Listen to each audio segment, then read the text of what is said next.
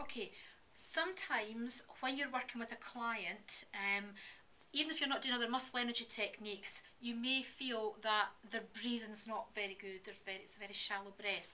So quite often you can start off by doing diaphragm corrections just as part of a normal routine. If you're doing muscle energy techniques specifically, right, and you're doing the grade 8, you actually see in your grade 8 that you would start off with the diaphragm. But if, for instance, you were just working on the glutes and you thought, I'll do the muscle energy technique, and you saw there was shallow breathing, you would do this technique as well. Okay, so you can use it as a general diaphragm release, you can use it as part of the sequence of the grade 8, or you can use it if you realise that your client isn't breathing properly during the muscle energy technique to try and enhance their breathing. Now obviously the diaphragm goes transversely underneath your rib cage below the lungs, okay?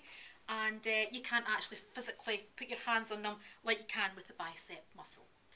So what you have to do is you have to kind of mimic where you're going to get the diaphragm working. So you locate beneath the rib cage, okay?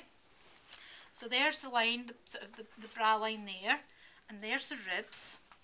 And you basically get your hands, and I tend to use like the heel of my hand very gently.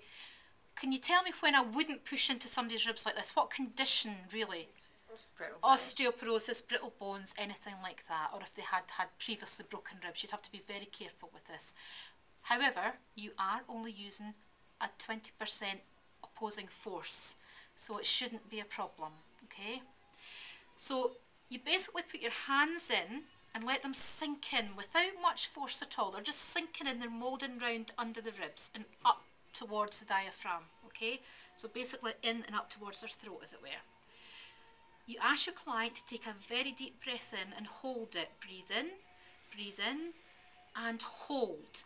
And as she's holding, you are providing force. I'm pushing into her. 4, 5, 6, and breathe out. As she breathes out, my hands are moving further in. Okay? She's going to take another breath in and hold it. Deep breath in, and hold it. As she's breathing out, I'm pushing against her. Keep holding. Nope. Okay, we're going to do it again. Breathe in. Hold until I ask you to release. Keep holding, keep holding, keep holding, and relax. Okay, and see how my hands are sinking in? That's me finding her barrier. One more. Breathe in. Hold. She's holding. I'm pushing. That's the resistance. Breathe out. And I follow her down. And that's me finding the barrier and holding. And I'm going to just relax. Now I want you to take a nice deep breath in and see how you feel. Okay. How does that feel? Good. It feels like my rib cage is opened up. Well, it will. It will. And we're going to do some other techniques. Now just keep recording for a second. Because this is quite tricky, right? I'm putting my hands on her there. Okay, so basically that's me finding the first barrier. As she breathes in and holds, I push against her as she's holding. So she's holding her breath and I'm pushing. So I'm pushing against the diaphragm. As she breathes out, I'm following her in, and that's the second barrier. So when she's breathing in again and holding, I'm stopping that coming out as much as I can. And we're both holding at the same position.